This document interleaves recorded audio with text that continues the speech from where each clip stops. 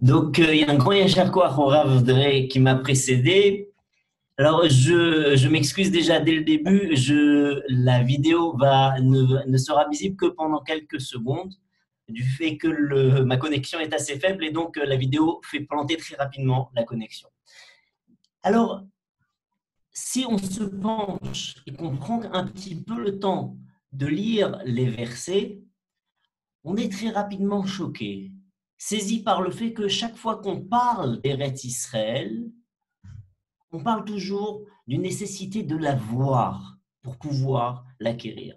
Alors, comme je l'ai expliqué, je vais devoir couper la vidéo, j'en suis désolé, et il vous restera encore le son. Donc, chaque fois que la Torah nous parle d'Eretz Israël, elle nous la transmet toujours à travers une vision. En effet, dès le début du projet, on parle de Avraham Avinu. Lech lecha. Tu vas quitter ta terre, la maison de ton père, tu vas quitter ta ville. El haaretz asher areka. Traduction qu'on a l'habitude de donner, vers la terre que je te montrerai. Si on prend le texte de plus près, on verra que c'est la terre que je souhaite te faire voir. C'est-à-dire que pour pouvoir acquérir Eretz Israël, on va devoir la voir. Abraham doit voir la terre d'Eretz Israël. C'est comme cela qu'elle est désignée.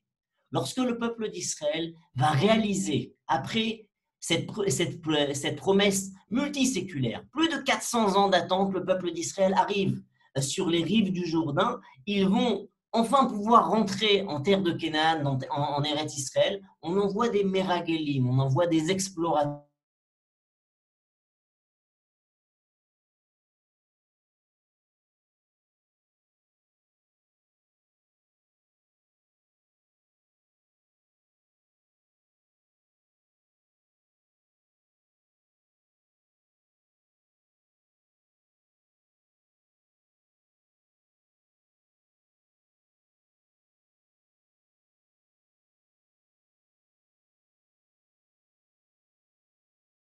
Très bien.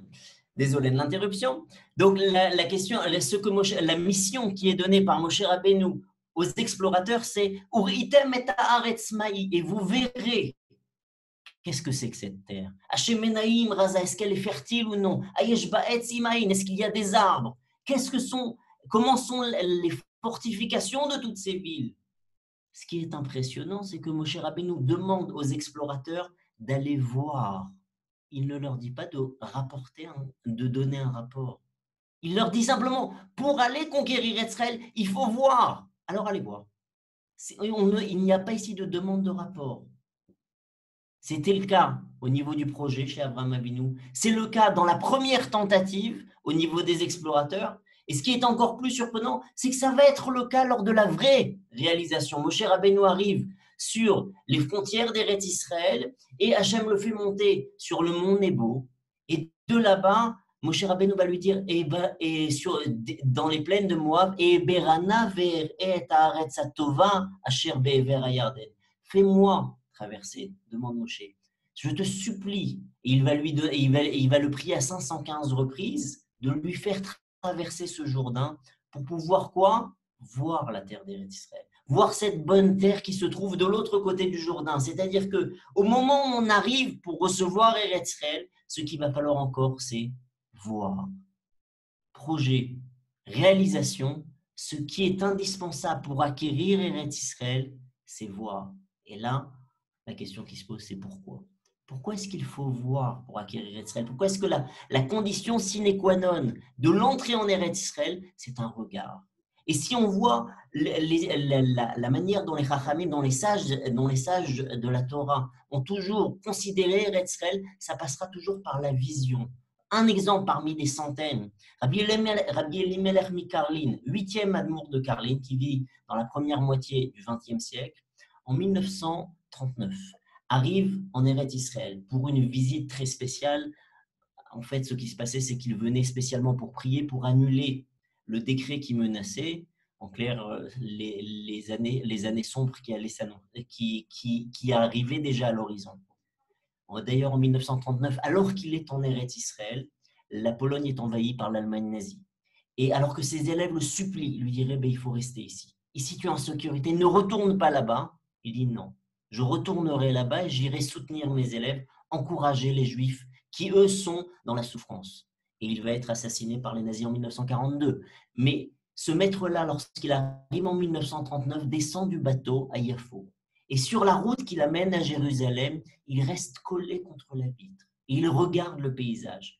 Les élèves lui disent, Rébé, tu n'es plus tout jeune. Le voyage a été épuisant, il faut se reposer.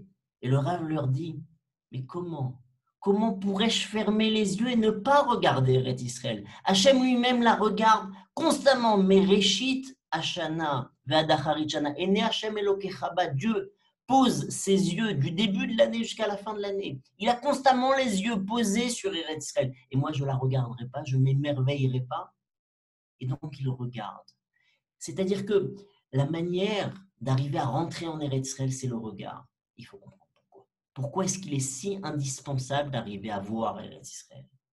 Pour arriver à commencer à comprendre l'introduction de notre réflexion, en fait, sera de traiter un Rashi qui a été longuement étudié ce soir, d'abord par le Rav Lemel, père, ensuite, maintenant magistralement par le Rav Dré. C'est le premier Rashi de la Torah. Le premier Rashi de la Torah dit « Je ne comprends pas ». Amar Rabbi Yitzhak, Rashi cite ici son père, et il dit « La Torah n'aurait pas dû commencer par Bereshit bara Elokim ». La Torah n'est pas un livre de cosmogonie, ce n'est pas un livre d'astrologie, ce n'est pas un livre de géologie, ce n'est pas un livre d'histoire.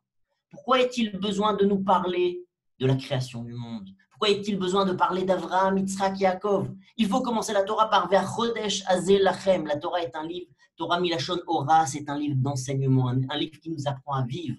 Et donc, il faut commencer avec la première halakha de la Torah qui est comment sanctifie-t-on le mois? Réponse de Rashi, non.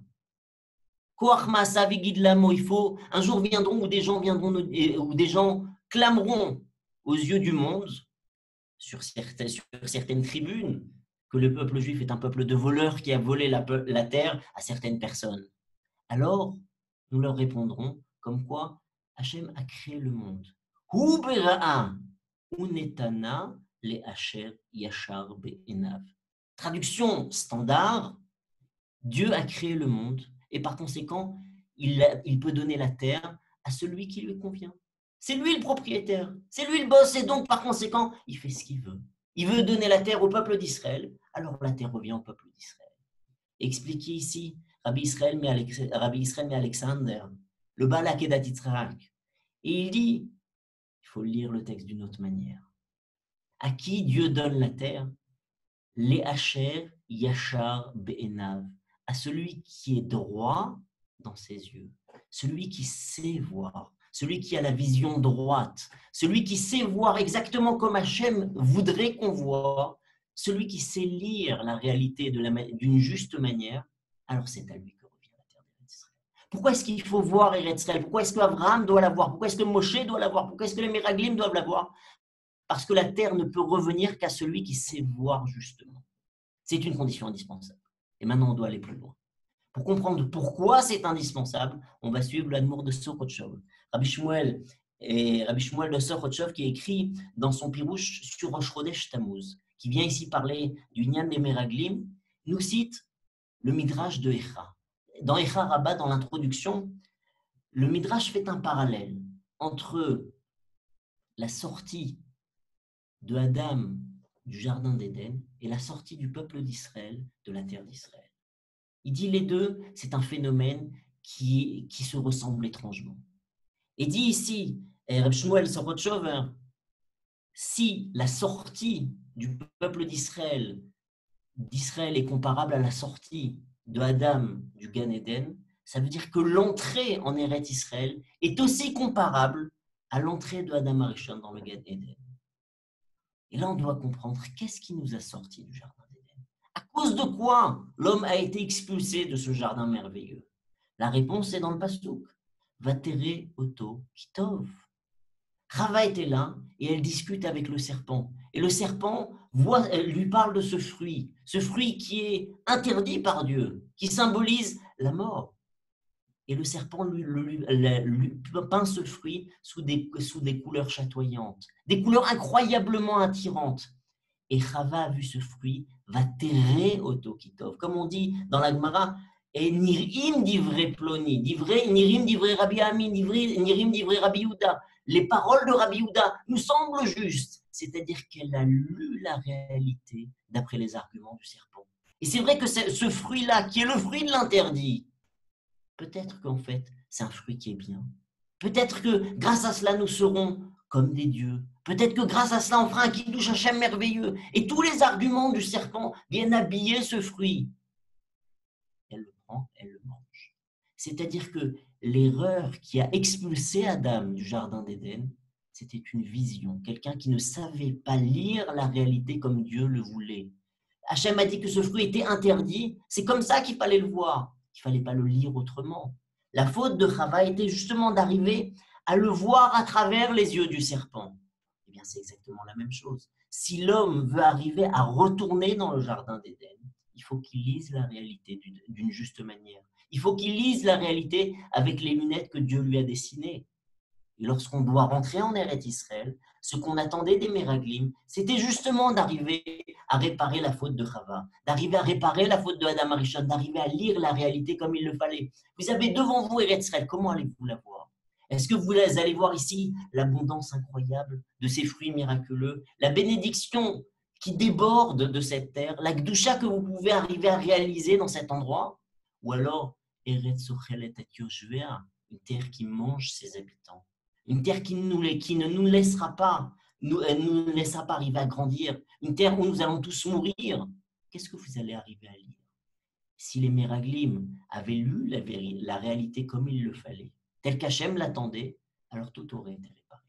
La faute de Adam aurait été réparée et on serait rentré en Eretz Israël comme on rentre dans le Gan Eden. Parce que tout avait été réparé. Mais là, l'erreur a été justement d'arriver à dire qu'il n'y avait pas la bonne vision. Et continue le Shem Ishmuel en allant plus loin. Il dit que, vous savez, chez le Gaon de Vilna, chez le Harizal déjà à la racine, chaque mois est associé à une tribu d'Israël. Et chaque mois est associé à une des forces de l'homme, à un des sens, l'odorat, le rire, la vision. Et à part cela, chaque mois est associé à une lettre. Le mois de Tammuz, qui est le mois où les Béné Israël ont exploré la terre d'Israël, eh bien, c'est le mois de la vision. C'était le mois où il fallait réparer et savoir lire la réalité comme il le fallait. Et savez-vous quelle est la lettre qui est adaptée? C'est le Chet. Pourquoi le Chet? Parce que Chet est une lettre qui est complètement bivalente. Elle peut être comprise de deux manières complètement inverses. Chet provient du verset dans Melachim qui dit, lorsque Bathsheba vient voir David Amelech et qui lui dit « Avshalom organise un immense festin pour se couronner roi. Ve'ani uvni chataim. Et mon fils et moi étaient manquants. » Qu'est-ce que c'est que le Chet? La faute, c'est un abîme qui s'ouvre dans la vie. C'est un trou. Nous étions manquants. Nous n'étions pas là. C'est ça le Chet. Mais Chet, ça peut être aussi autre chose. Nous l'avons vu dans la paracha de la semaine dernière. Le Kohen vient dans la maison du Metzora, du lépreux, Vechite et Tabait. Et aujourd'hui, on dirait qu'il a désinfecté, il a trempé la maison dans l'alcool gel. Non, il a purifié la maison. Eh bien, en fait, vous avez devant vous une réalité.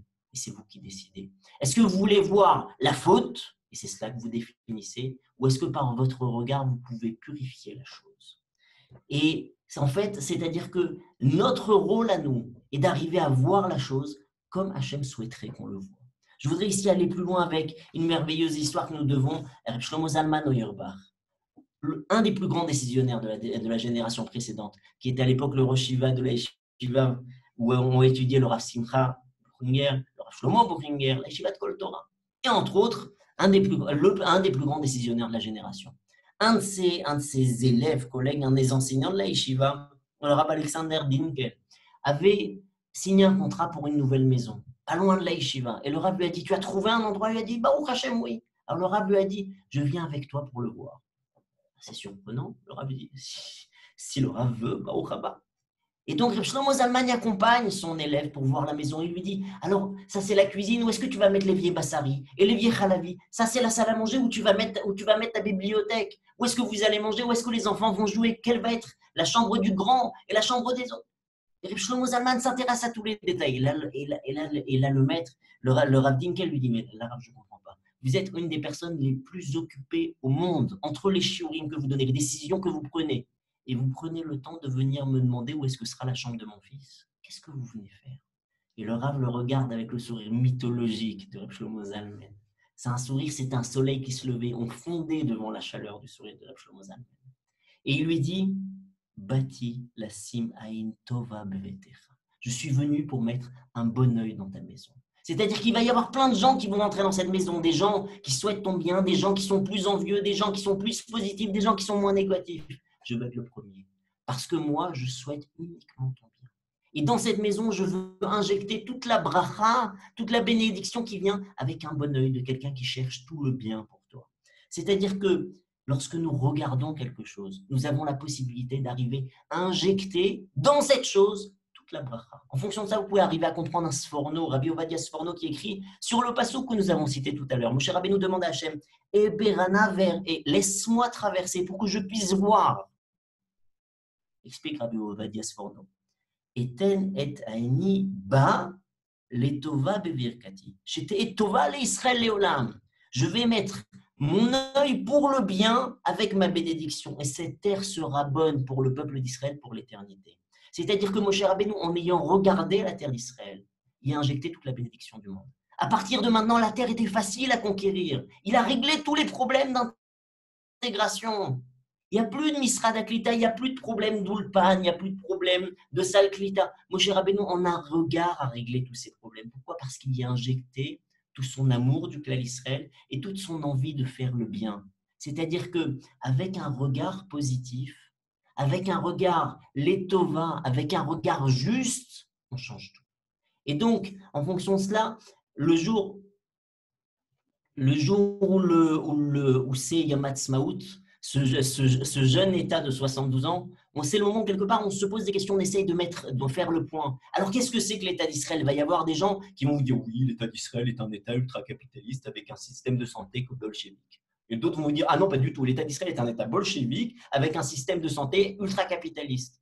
Et tout le monde va réussir à passer les défauts de l'État d'Israël au microscope.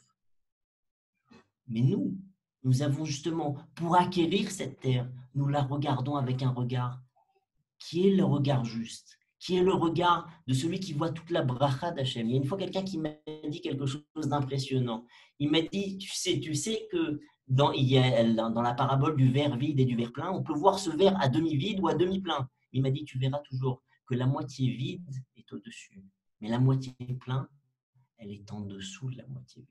Celui qui veut arriver à voir les choses positivement, il doit creuser, il doit percer la croûte de la superficialité. Arriver à voir justement, c'est justement arriver à aller plus loin, à aller chercher la racine de ce qui est Eretz Israël. Si on arrive à faire cette chose-là, alors vous voyez juste. Il faut aller plus loin. Il faut savoir que cette terre Be'etzem, elle est une bracha. Et je conclurai juste avec un dernier enseignement.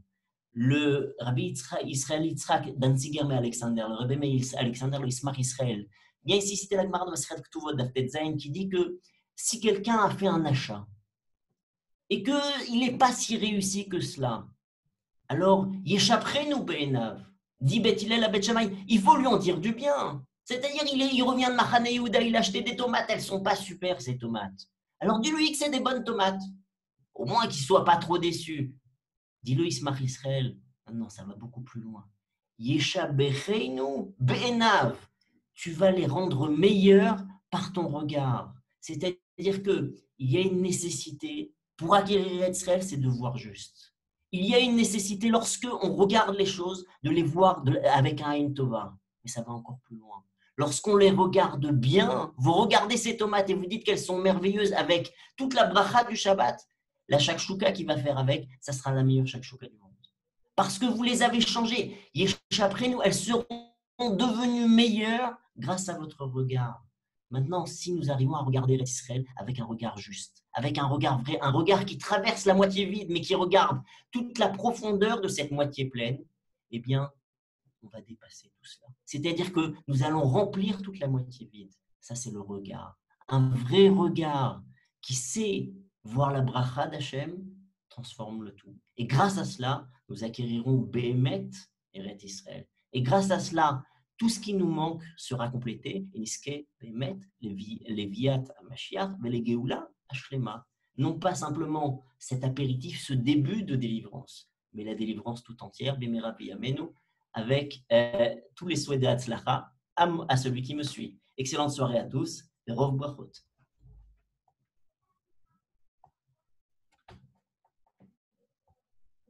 Salut tout le monde.